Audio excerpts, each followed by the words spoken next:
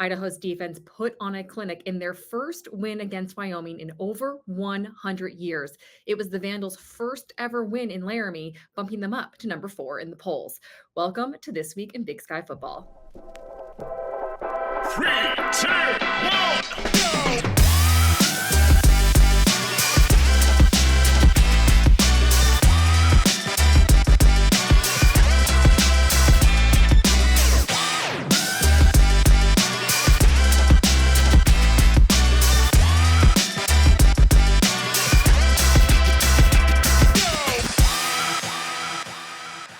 Altitude not that big of a deal for these guys. We have a little saying, altitude, schmeltitude. Guys, back to you. Hello and welcome to This Week in Big Sky Football. I'm your host, Meghan Robinson.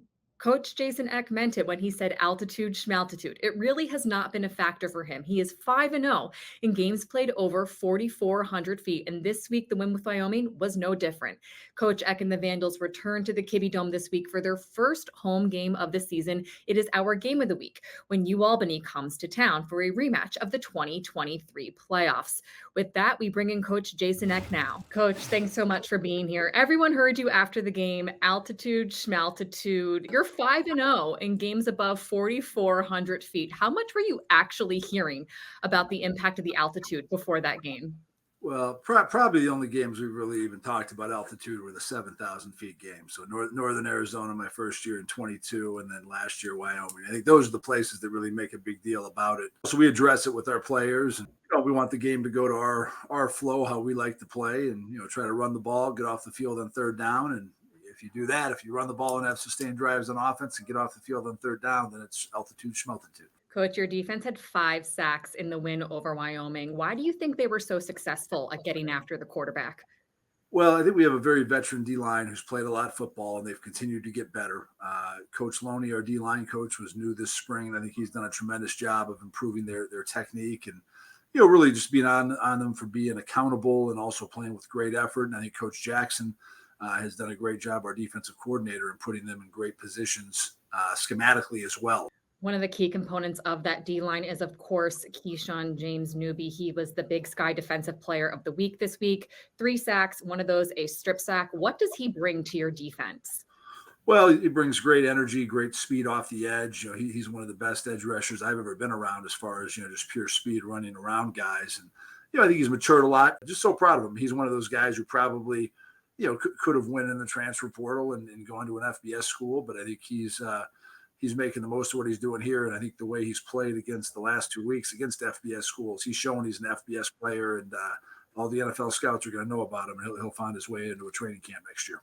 After the game, I'm sure you saw it. Keyshawn did the salsa for the True TV crew. Coach, I saw your locker room dancing. Who do you think has the better moves, you or Keyshawn?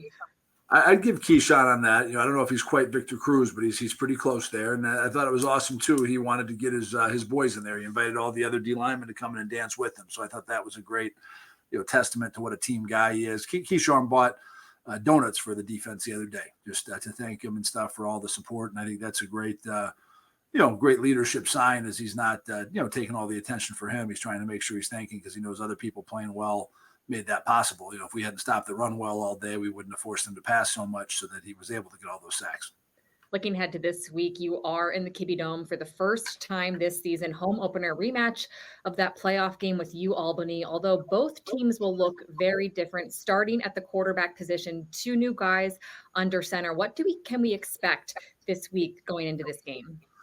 Yeah, it's a unique game, because it's even though it's we played last year, I wouldn't call it like a rematch or anything. I think they only have 5 starters returning. We have a few more than that, but they're a very good team. They're a ranked team. I think Coach Gattuso does an excellent job with his defense there. They play really hard.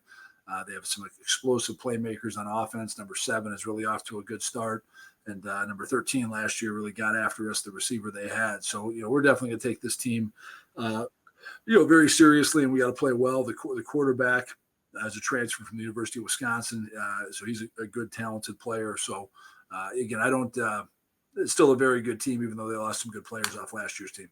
You've had some injuries on offense. How does having a stout defense help take some pressure off of you offensively as you navigate the situation there?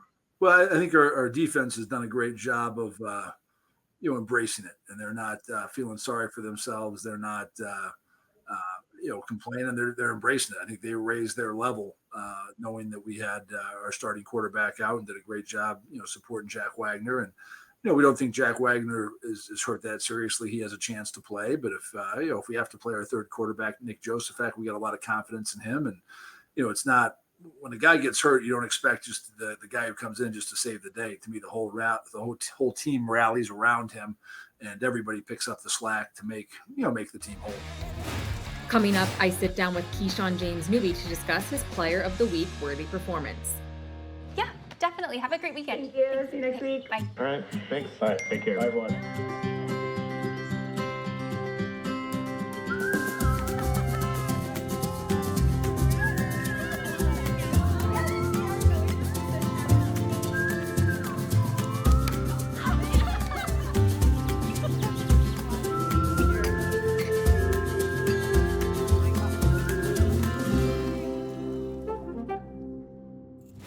Keyshawn James-Newby got after the quarterback 3 times this week in that win over Wyoming. He is the Big Sky's Defensive Player of the Week. Coach Eck had a lot of positive things to say about you in his post-game interview, called you an FBS caliber player. What do his compliments mean to you? This is something that's like, he said that, and you don't just earn it just by showing up, and, it's just showing up. So you got to earn it. You got to earn it over time. And so I respect him for saying that, because that means I have earned it over time.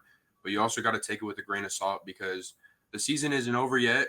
And yes, I have had a great 2 games, but I plan on, keep going and keep driving, keep moving forward. You didn't start playing defense until your senior year of high school. Why do you think you've been able to adapt so quickly to the defensive side of the ball? I'm easily adaptable, so I can adapt myself into any environment that I'm placed in, I believe. And I love the sport of football, so I'm willing to play any position possible. So if I'm a bigger boy, I ended up growing a little bit more in my senior year, went from like 5'10" to like 6'1", and so I ended up being kind of the taller guy in my senior year. And my coach kind of looked at me and was like, I think you got long arms, you're kind of a longer guy, I think you should just start playing DN. And I agreed with him. I was like, you know what, that doesn't sound like a bad idea. Ended up having a pick 6 as a defensive lineman for my senior year, which was really cool. So I think it's been working out for you. You had a phenomenal game against Wyoming. Great start to the season. After that Wyoming game, you got to talk to the True TV studio crew, including Victor Cruz. As someone who grew up a Giants fan, what was it like getting to talk to one of the players that you grew up watching? It didn't feel realistic. And what's that word they use? Surreal. It was surreal. It felt surreal. I was very surprised by that. I didn't know those people were watching me. So, that's also a good thing to know, is that, play ball like no one's watching you, play like, you're in your backyard with your siblings when you were younger, playing football, feeling good, right? You didn't just talk to Victor Cruz. You also reenacted his famous salsa touchdown dance. How much pressure did you feel to get the salsa down right in that moment? No pressure at all. I didn't feel any pressure. I was just more excited, and I don't really think I proved my standards to him. My salsa wasn't that good. I did just play a game though, so I was a little stiff, right? But no, it was sweet. I saw Coach X locker room dance moves as well. Who's got the edge on the dance floor? You or Coach? I'm gonna give it to him. I don't see a lot of head coaches dancing like that, and so I'm gonna give him the dance moves. I'm gonna let him stick to the dance moves, and I'll stick to sacking the quarterback. 2 weeks into the season, you faced 2 FBS opponents. The Vandals defense has been the reason why you kept it close with Oregon and walked away victorious from Wyoming. How much more can we expect to see from that defensive unit this season? We're just getting started. That's always good. We still got 10 more games to put on a show for you guys and show you guys what we're really capable of. So this is just the tip of the iceberg for you guys. Like you said, just getting started early in the season, only in week 3, although Idaho has had a lot of the next man up mentality. What does it say about your team that guys are so quick to step up when needed? It means, we got a lot of depth, and we got a lot of guys that are maturing, and they're maturing fast. Being able to put people in that position and being able to trust them is one thing, but it's also a big toll for the players, because this is their first college career start, some of them, and so that's kind of a struggle for them. But everyone has to get over that hump some point in time, and I think it's going to be good for us. Ahead, Dennis Patchin, voice of the Vandals, joins the show to give his perspective on Idaho football.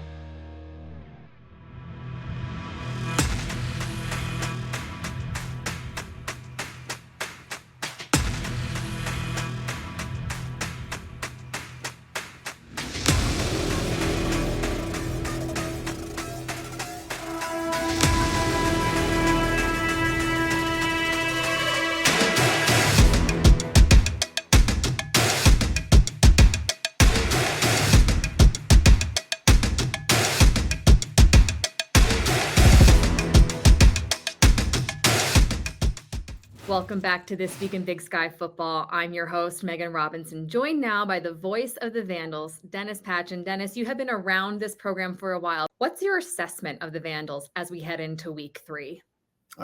It's interesting because my first year covering Idaho was actually when I was in Missoula in 1982. And I remember when Dennis Erickson got hired. And Idaho wasn't a very good football program at that time. And Dennis Erickson led to Keith Gilbertson, led to John L. Smith, led to Chris Tormey, and led to an incredible run in the then the 1AA playoffs, now the FCS. And then Chris Tormey took them into the FBS level and won a bowl game. And then they kind of fell off the cliff, really didn't have a whole lot of success. One bowl game under Rob Akey, one bowl game under Paul Petrino.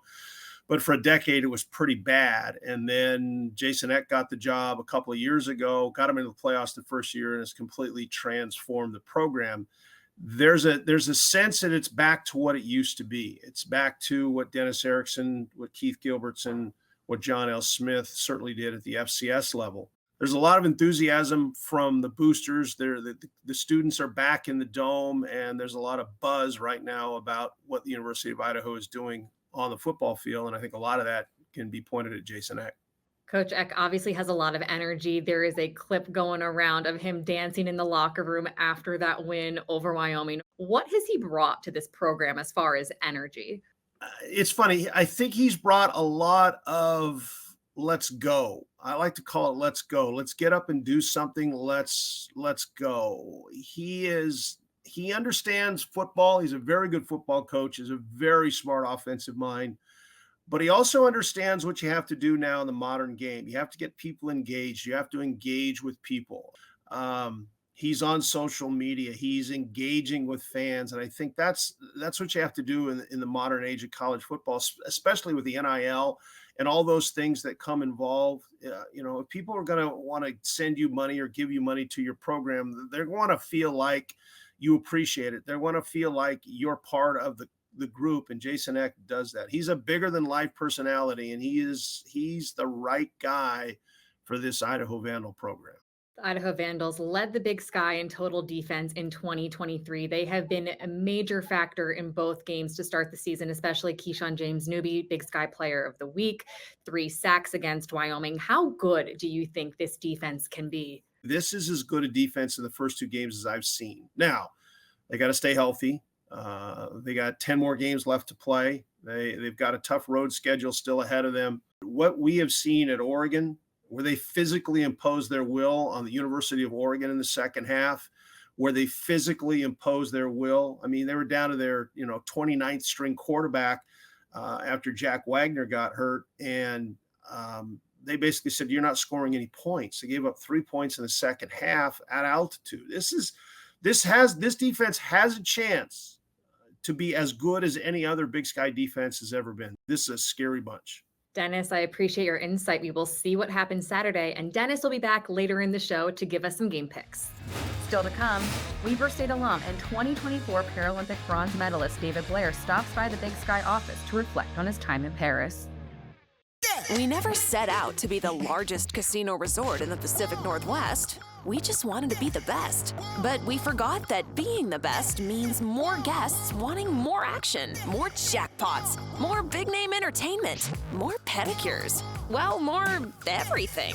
Until one day, you look up and realize, we need a new hotel tower. The new River Tower, to be exact. Northern Quest in Spokane, Washington. Now the largest. And yes, still the best.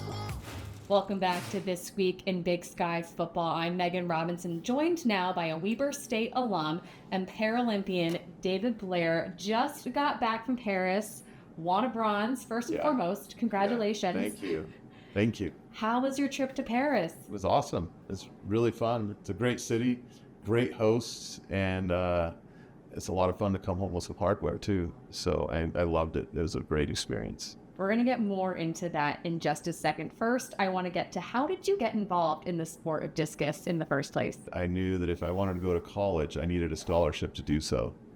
And so at the age of like 13, I started throwing the discus because I had a high school coach come and talk to me and say, well, I used to play baseball. And he's like, well, you got a better chance of getting a scholarship in discus because you can be recognized as an individual rather than something like baseball where there's 11 guys on the field and good luck standing out. I threw through junior high, not very well, and I started kind of figuring it out by the time I got to high school. And then by my senior year in high school, I won the state championship at Utah. I started getting some scholarship offers, and I got one from Weber State, accepted it happily, and went there, and the rest is kind of history of what happened at Weber.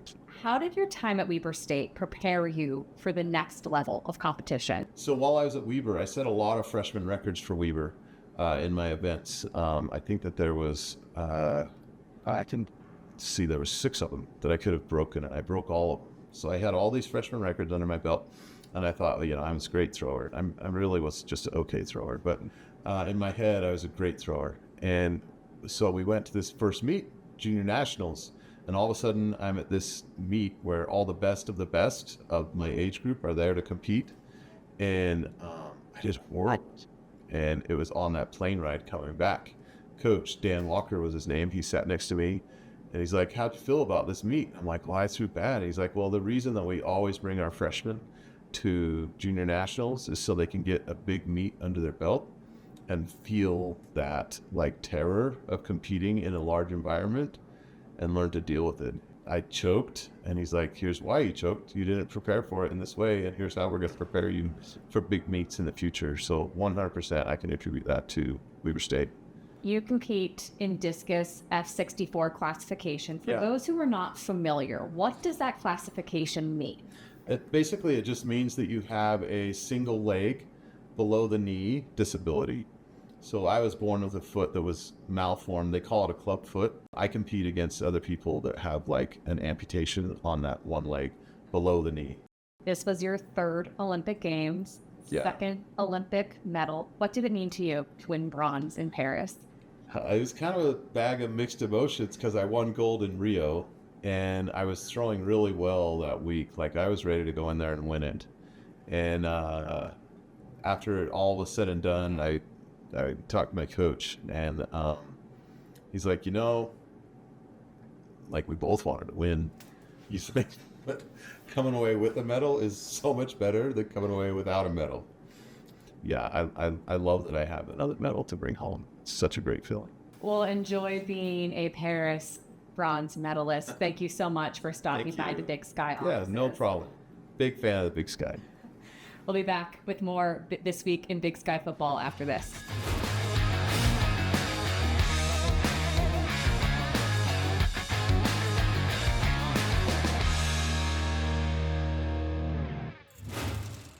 Welcome back to This Week in Big Sky Football. I'm your host, Meghan Robinson. Plenty of teams around the conference getting wins over the last week. Here's a recap of what you've missed.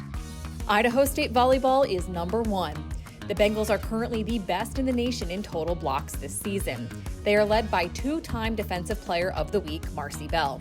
UNC volleyball already has statement wins over Colorado State and Michigan State. This weekend, they added one more to the collection. The Bears defeated Ole Miss 3-2, improving their record to 5-2 this year. Sac State pulled off the reverse sweep, coming back from 2 sets down to defeat New Mexico State 3-2, capping off a perfect weekend at the Sacramento State Invitational. Plus, golf and tennis are back in full swing, pun intended, and on the pitch, Annalise Wong's first career goal was enough for Northern Colorado to secure their first win of the season. The Bears took down Iowa State 1-0 in Ames. That's what happened this week around the Big Sky. Voice of the Vandals, Dennis Patchin, back with me now to pick some games for this week. We'll start with cross-state rival Idaho State, heading to 10th ranked North Dakota. Both teams coming off a week 2 win. Who you got in that matchup? Well, you're painting me here because Idaho State is where I went to college. And North Dakota's playing really well. If you can beat Montana and they beat them, how they beat them by rallying in the second half. Sorry, Bengals, but I think North Dakota wins this game. Portland State coming off a 43-16 loss at Weber State in their Big Sky opener week 2, hosting 6th ranked South Dakota. They are 1-1 this season. Loss last week came against FBS opponent Wisconsin. So both teams looking to bounce back. Who do you think wins this one? I think South Dakota's a really good football team. They're playing really well right now. I think that Portland State has got some questions. I think the game is going to be way closer than people think, but I think South Dakota goes into the Pacific Northwest and wins that game. 15th ranked UC Davis heads to Cedar City to face Southern Utah this week. Both teams 1-1. UC Davis had that pick six in the final minute to clinch their win week 2. Who do you think walks out a winner? I like Davis the way they're playing right now. I think this as long as they can handle the altitude, and that is a real deal, they win this game. And finally, our game of the week, a top 25 matchup. 4th ranked Idaho hosts 17th ranked Albany. I spoke with Coach Eck, and he said, yes, this is a rematch on paper from last year's playoffs, but roster-wise, completely different. I don't consider it a rematch. What are your thoughts on this game and who wins? He's right. They only have 5 guys back, total starters on offense and defense. But I think if you're planning on being in the Kibbe Dome on Saturday, you're better plan to be there the whole game, because I think it's going to go right down to the end. But I think Idaho, their defense is the capable of shutting people out on the season, and I think the first home game we might see that. So I'm taking the Vandals. Well, Dennis, thank you so much for your insight. I really appreciate you being here, and enjoy the game on Saturday. You too, wherever you might be. Should be a good one on Saturday in the Kibbe Dome. Thank you so much for joining me on another episode of This Week in Big Sky Football. I'm Meghan Robinson. I'll see you next week. Be sure to subscribe to our YouTube channel for all the latest Big Sky content.